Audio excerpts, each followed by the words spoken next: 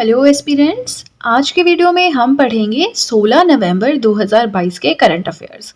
जल्दी से paper pen उठाएं और वीडियो के साथ साथ में ही अपने नोट्स मेंटेन करना स्टार्ट करें।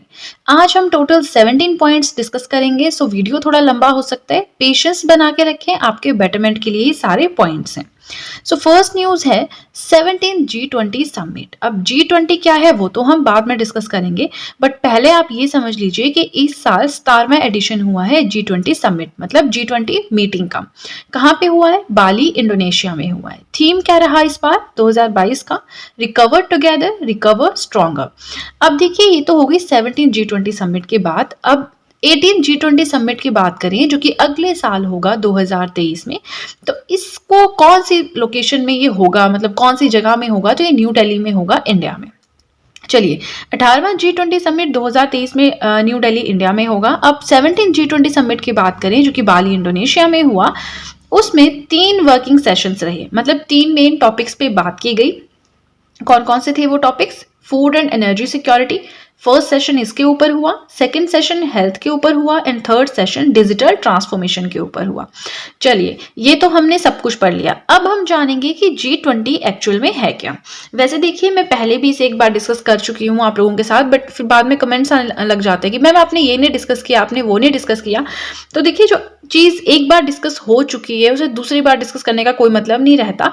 बट क्योंकि कमेंट्स ऐसे आ रहे थे, चीफ जस्टिस मैंने नहीं एक बार डिस्कस किया था, तो क्योंकि वो मैं पहले डिस्कस कर चुकी थी, बट उसके लिए कमेंट्स आने लग गए, तो अब मैंने सोचा है कि जहां पे कुछ भी मिलता है उसे हम बार बार डिस्कस करेंगे। ये है G20 हमारा।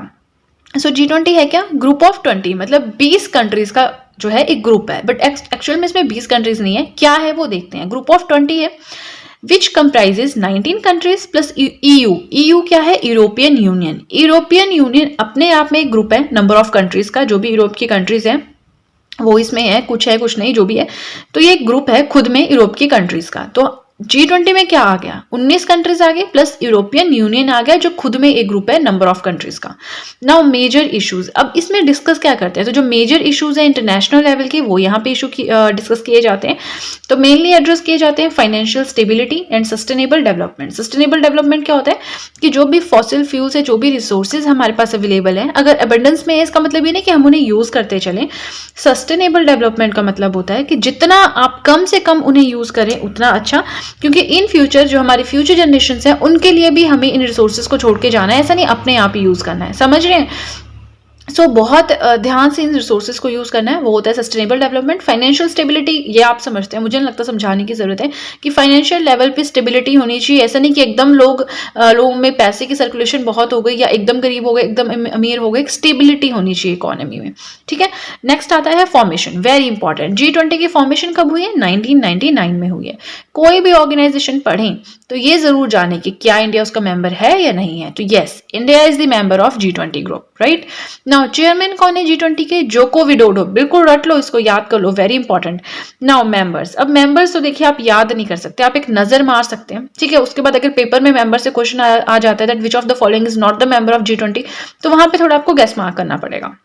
अब मेंबर्स की बात करें, अर्जेंटीना, ऑस्ट्रेलिया। खोलिए अपना वर्ड मैप, ये सामने देखिए अपने वर्ड मैप में, एटलस से पढ़ते हैं तो एटलस में वर्ड मैप निकालिए और देखिए कौन सी चीज कहाँ पे है। अर्जेंटीना कहाँ पे है? South America. ऑस्ट्रेलिया तो अपने आप में एक कॉन्टिनेंट भी है, एक आइलैंड भी है, एक कंट्री भी है।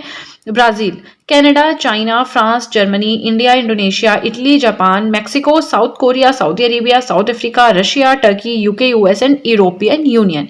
ये सारे क्या है? G20 के मेंबर्स हैं। चलिए, कंटेंट पसंद आए तो लाइक जरूर कीजिएगा, लाइक करने में बिल्कुल भी कंजूसी मत कीजिएगा। Now second point, very important. Satyajit Ray life time award किसे दिया गया है? 2022 का ये अवार्ड है। फिर से समझिए, Satyajit Ray life time award 2022 दिया गया है कार्लोस सौरा को। कौन है ये? Spanish film director and writer है, मतलब यहाँ के नहीं है, Spanish film director and writer है। अब ये जो अवार्ड है कहाँ पे दिया जाएगा? अब ये दिए जा रहे हैं, अभी अनाउंसमेंट हुई है, तो दिया जाएगा जो 53rd IFFI होगी, कहाँ होगी? गोवा में होगी। अब IFFI क्या है? International film festival of India. ये हर साल होता है इंडिया में, ठीक है। 53rd एडिशन है, गोवा में होगा। और कब से कब तक? 20 नवंबर से 28 नवंबर तक, ठीक है। आज का डेट है 16 नवंबर है, तो 4 दिनों बाद ये 20 नवंबर से स्टार्ट होगा। वहां पे Satyajit Ray life time award Carlos Saura को दिया जाएगा, who is a Spanish film director and writer. So इसी के साथ हमारे फर्स्ट पेज के करंट अफेयर्स हो गए कंप्लीट। एंड आगे चलने से पहले आपको एक चीज बताना चाहूंगी, अगर अब आप चाहें तो मुझे इंस्टाग्राम पे भी फॉलो कर सकते हैं। अपने इंस्टाग्राम अकाउंट का लिंक मैंने डिस्क्रिप्शन बॉक्स में दिया है, तो जल्दी से डिस्क्रिप्शन बॉक्स में जाएं, उस लिंक के ऊपर क्लिक करें। जैसे ही आप उस लिंक पे क्लिक करेंगे आपके सामने मेरा इंस्टाग्राम अकाउंट अपीयर हो जाएगा, वहां पर अगर आप चाहें तो मुझे फॉलो कर सकते हैं। तो चलिए ज्यादा टाइम ना वेस्ट करते हुए अब चलते हैं नेक्स्ट पेज की तरफ। वेरी वेरी इंपॉर्टेंट, तो इसके तो आप नोट्स जरूर मेंटेन करें। अगर आप वीडियो सिर्फ देखते ही हैं वैसे मेमोराइज करते हैं, इसके नोट्स तो बना लें, क्योंकि ये पूरे साल चलते हैं यहाँ से क्वेश्चंस, ठीक है। So national sports award 2022 announce किए गए हैं। किसके द्वारा अनाउंस किए गए हैं? Announced by ministry of youth affairs and sports. ये तो बताने की जरूरत नहीं, ऑप्शन में अगर क्वेश्चन आ भी जाता है तो हम तुक्का लगा सकते हैं कि हाँ ये इसका आंसर है। नाउ जो नेशनल स्पोर्ट्स अवार्ड्स हैं 2022 के, कौन देगा? By the president of India. हर साल प्रेसिडेंट ऑफ इंडिया जो है वो ही प्राइज देते हैं एट राष्ट्रपति भवन दिल्ली, राइट। अब हम बात करेंगे कि कौन से प्राइजेस हैं, कौन से अवार्ड्स हैं जो दिए जाएंगे। तो सबसे पहले देखिए, मेजर ध्यानचंद खेल रत्न अवार्ड 2022, याद ही कर लीजिए, लिख भी लीजिए, बहुत ज्यादा इंपॉर्टेंट है ये वाला ब्लॉक। मेजर ध्यानचंद खेल रत्न अवार्ड 2022 ये दिया जाएगा अचंता शरद कमल, जो कि टेबल टेनिस से रिलेटेड हैं, ठीक है। ये भी क्वेश्चन आता है कि कौन से स्पोर्ट्स से रिलेटेड है, तो हाँ टेबल टेनिस से रिलेटेड है अचंता शरद कमल। ये बहुत टफ होते हैं याद करना, तो मैं तो ऐसा करती थी कि गूगल पे फोटोज देखनी उनकी, फिर वो स्पेक्स लगाते हैं, यंग हैं, बूढ़े हैं, इस हिसाब से थोड़ा सा याद करना, तो आपको थोड़ा हो जाएगा। जो तो स्पोर्ट्स में इंटरेस्टेड होते हैं ना उनके लिए तो सब बहुत ईजी होता है, बट जिनको स्पोर्ट्स का आइडिया नहीं है, स्पेशली गर्ल्स को होता है कि स्पोर्ट्स में इतना इंटरेस्ट नहीं होता है, तो उनके लिए बहुत टफ टॉपिक हो जाता है ये स्पोर्ट्स वाला पढ़ना। कौन सी गेम कहाँ हुई, रग्बी है, ये है, वो टफ हो जाता है। अदरवाइज बॉयज के लिए तो बहुत ईजी होता है, बट गर्ल्स ऐसा कर सकती हैं, ना इस नाम को कीजिए गूगल पे, देखिए कैसे दिखते हैं वो, फिर उससे थोड़ा सा हिसाब लगाइए, है ना। सो मेजर ध्यानचंद खेल रत्न अवार्ड 2022 अचंता शरद कमल को दिया गया है, who is related to table tennis. Arjuna awards 2022 अभी एक पर्सन को नहीं दिया जाता है, नंबर ऑफ पर्संस को दिया जाता है, तो इस साल 25 स्पोर्ट्स पर्सन को दिया गया है for their outstanding performance. Now देखिए, अगर मैं 25 लोगों के नाम यहाँ पे लिखती तो वीडियो कितना लंबा हो जाता। तो देखिए इसके लिए तो ऐसा है कि आप 25 लोगों के नाम खुद लिख सकते हैं, वो आप इसे रहने दीजिए, बस ये याद रखना कि 25 लोगों को दिया गया है। नेक्स्ट आता है मौलाना अबुल कलाम आजाद, माका MAKA बोल सकते हैं, मौलाना अबुल कलाम आजाद ट्रॉफी 2022 कौन सी यूनिवर्सिटी को दी गई है? तो ये दी गई है गुरु नानक देव यूनिवर्सिटी अमृतसर को, ठीक है। नाउ लास्ट आता है Dhyan Chand award for life time achievement in sports and games. So ये 4 लोगों को दिया गया। अश्विनी अकुंजी सी, ये एथलेटिक्स से रिलेटेड है। धर्मवीर सिंह हॉकी प्लेयर हैं। BC सुरेश कबड्डी से रिलेटेड है। एंड नीर बहादुर गुरुंग पैरा एथलेटिक्स से। तो देखिए ये हो गया हमारा कंप्लीट। सो कंटेंट पसंद आए वीडियो का तो लाइक जरूर कीजिएगा। लाइक करने में आप बहुत कंजूसी करते हैं, लाइक करने में कंजूसी मत कीजिएगा। नेक्स्ट आता है, ये अब हमारे जनरल से करंट अफेयर्स चल पड़े, ठीक है। New CEO of Prasar Bharati, Prasar Bharati के न्यू चीफ एग्जीक्यूटिव ऑफिसर बने हैं। कौन बने हैं? गौरव द्विवेदी बने हैं, द्विवेदी, ठीक है। He is a recipient of prime ministers award for excellence in administration, प्रशासन में एक्सीलेंस के लिए इन्हें प्राइम मिनिस्टर अवार्ड मिल चुका है, मतलब काफी हाई फाई पर्सनैलिटी होंगे, है ना। प्रसार भारती क्या है? ऑल इंडिया रेडियो हम सुनते हैं, है ना। It was founded in 1997, headquarter है न्यू दिल्ली में, और ये आता है under ministry of information and broadcasting, ठीक है। नाउ 5th पॉइंट है climate disaster aid scheme global shield launched at, ये एक स्कीम है global shield climate disaster aid scheme, ये लॉन्च की गई है COP27 कॉन्फ्रेंस ऑफ पार्टीज 27 में। कहाँ हुई थी? शर्म इल शेख में हुई थी, इजिप्ट में हुई थी। बहुत बार हम इसको डिस्कस कर चुके हैं, तो बस आपने ये याद रखना कि क्लाइमेट डिजास्टर एड स्कीम है ग्लोबल शील्ड, जो क्लाइमेट डिजास्टर्स होती हैं उससे रिलेटेड स्कीम है ग्लोबल शील्ड, ये COP27 में जो है लॉन्च की गई है। चलिए हमारा सेकंड पेज भी हो गया कंप्लीट। अभी तक हमारे 5 करंट अफेयर्स डिस्कस हुए हैं। आज 1-2 करंट अफेयर्स थोड़े लेंदी हो गए, बट आगे चलने से पहले एक चीज आपको और बताना चाहूंगी, अगर अब आप चाहें तो मेरे हैंड रिटन नोट्स को परचेज भी कर सकते हैं। उसके लिए आपको क्या करना है, डिस्क्रिप्शन बॉक्स में लिंक दिया है, उस लिंक पे जाके क्लिक करना है। जैसे ही आप उस लिंक पे क्लिक करेंगे आप डायरेक्टली मेरे कॉन्टैक्ट में आ जाएंगे, प्लस जो भी आपके डाउट्स हैं, क्वेश्चंस हैं, क्वेरीज है, आप मुझसे पूछ सकते हैं।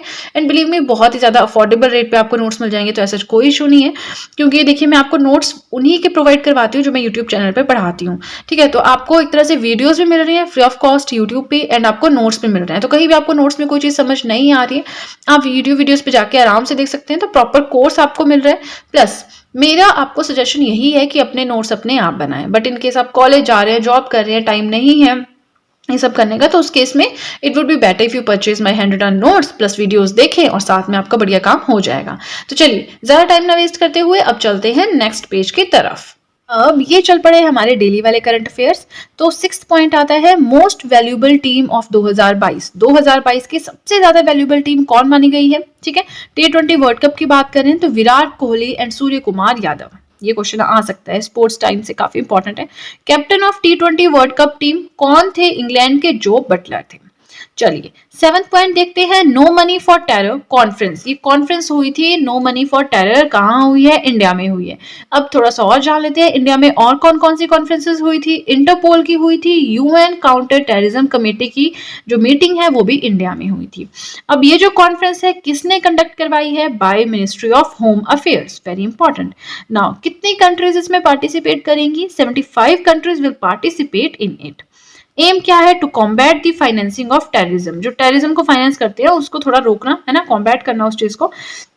नाउ देखिए डेली अब जो हम पढ़ते हैं ना डेली वन लाइनर्स, वो अब चल पड़े। पहले थोड़े से एक दो करंट अफेयर्स इंपॉर्टेंट भी थे, उनको स्किप भी नहीं कर सकते थे, तो मैंने वो स्टार्टिंग में इसलिए इनकॉर्पोरेट किया क्योंकि बहुत सारे स्टूडेंट्स ऐसा होते हैं शुरू के थोड़े से लिखते हैं फिर थक जाते हैं, वीडियो पूरा नहीं देखते हैं। तो उनके लिए एटलीस्ट ऐसा है कि 2-3 जो करंट अफेयर्स थे बहुत इंपॉर्टेंट थे, तो वो मैंने पहले इनकॉर्पोरेट किए। चलिए 8th पॉइंट आज का जानते हैं, India's first privately developed rocket. India का पहला ऐसा कौन सा अपने आप प्राइवेट रूप से प्राइवेट फॉर्म में डेवलप किया गया रॉकेट है? वो है Vikram S. Skyroot Aerospace, Skyroot Aerospace क्या है? हैदराबाद बेस्ड स्पेस कंपनी है। ठीक है, first private space company in India to launch a rocket into space. पहली प्राइवेट स्पेस कंपनी है इंडिया में जिसने रॉकेट को लॉन्च किया है स्पेस में, तो इस हिसाब से वेरी इंपॉर्टेंट है ये एग्जामिनेशन पॉइंट ऑफ व्यू से। Skyroot aerospace Hyderabad based space company. ठीक है, 9th पॉइंट आता है, India and Cambodia signed 4 memorandum of understandings in the field of culture wild life and health. Culture, wild life and health, in 3 sectors में 4 जो है MOU sign किए हैं India and Cambodia ने। अब आपका काम क्या है? निकालिए वर्ल्ड मैप या फिर निकालिए एशिया का मैप एटलस में, देखिए वहां पे कंबोडिया कहाँ पे है, कंबोडिया की कैपिटल क्या है, वो सब कुछ देखिए, करेंसी क्या है वो भी देखिए, तो देखिए कितना कुछ आपको पता चल जाएगा। आगे कभी भी कंबोडिया का जिक्र होगा तो आपको दिमाग में आएगा कि हाँ ये वहां पे है ना। एशियन कंपनी है ये, सॉरी एशियन कंट्री है ये, मैं आपको बता देती हूँ। नाउ कंटेंट पसंद आए तो लाइक जरूर करना वीडियो को, ठीक है। 10th पॉइंट हमारा आता है वर्ल्ड न्यूमोनिया डे। बहुत बार डिस्कस कर चुके हैं तो बार बार क्यों पढ़ते हैं? 12 नवंबर को होता है, ये तो हमने पढ़ा है, पर थीम नहीं पढ़ा था। तो थीम मुझे अभी मिला है तो मैंने यहाँ पे लिखा है, थीम है championing the fight to stop pneumonia. Pneumonia क्या होता है मुझे नहीं लगता आपको बताने की जरूरत है, सब बड़े बच्चे सबको पता है। 11th पॉइंट है ई कुंभ पोर्टल। ई कुंभ पोर्टल में कुंभ की फुल फॉर्म क्या है और ई की फुल फॉर्म क्या है? ई तो आपको पता होना चाहिए, इलेक्ट्रॉनिक। कुंभ की फुल फॉर्म हो गई नॉलेज अनलीश्ड इन मल्टीपल भारतीय लैंग्वेजेस। ठीक है, तो ये ई कुंभ पोर्टल जो है it is associated with what, किससे रिलेटेड है ये? Technical courses in local languages. जो टेक्निकल कोर्सेज हैं लोकल लैंग्वेजेस में प्रोवाइड करवाए जाते हैं ई कुंभ पोर्टल के द्वारा। फुल फॉर्म क्या है? नॉलेज अनलीश्ड इन मल्टीपल भारतीय लैंग्वेजेस, राइट। 12th पॉइंट, अभी वीडियो कंप्लीट नहीं हुआ है, हमने 17 पॉइंट्स कवर करने हैं, ऐसा नहीं फटाफट ये लिखा और भाग गए, है ना।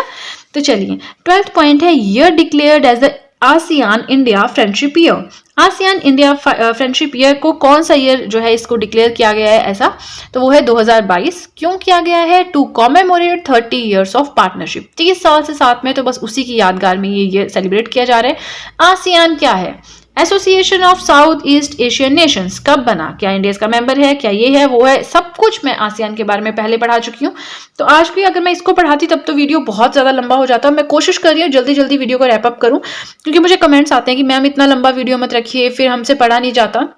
तो देखिए करंट अफेयर्स को अगर आप दिन में आधा घंटा भी दे रहे हैं ना, तो ये भी सोचिए कि करंट अफेयर्स से क्वेश्चंस कितने आते हैं, कितना बनता है। अब इनमें से क्या गारंटी कि आपके आएंगे? तो मैं कोशिश करती हूँ ज्यादा से ज्यादा पॉइंट्स कवर करूं, ताकि प्रोबेबिलिटी ये बनी रहे कि हाँ क्वेश्चंस आपके कवर हो जाएं, टॉपिक्स आपके कवर हो जाएं। ठीक है, तो चलिए हमारा 3rd पेज भी हो गया कंप्लीट। इसके बाद थोड़े से पॉइंट्स बचते हैं, देन हमारा वीडियो कंप्लीट। तो थोड़ा पेशेंस बना के रखें, नोट्स मेंटेन करते रहें, राइट। तो चलिए ज्यादा टाइम ना वेस्ट करते हुए अब चलते हैं नेक्स्ट पेज की तरफ। सबसे पहले तो आप लोग मुझे ये बताएँ कि आप वीडियो के साथ में नोट्स बना भी रहे हैं या नहीं? क्योंकि देखिए मैं बहुत ज़्यादा मेहनत करती हूँ, करंट अफ़ेयर्स कलेक्ट करना, अच्छे-अच्छे करंट अफ़ेयर्स ढूँढना, देन उनको इनकॉर्पोरेट करना, और आपको पता है कि वेबसाइट्स पे सिर्फ़ एक वन लाइनर्स दिए होते हैं, फिर उनको इलैबोरेट करके ढूँढना गूगल पे बहुत टाइम जाता है, 1 डेढ़ घंटा जाता है इन करंट अफ़ेयर्स को बनाने में। उसके बाद वीडियो रिकॉर्ड करना, अपलोड करना, तो मेरी बहुत मेहनत जाती है।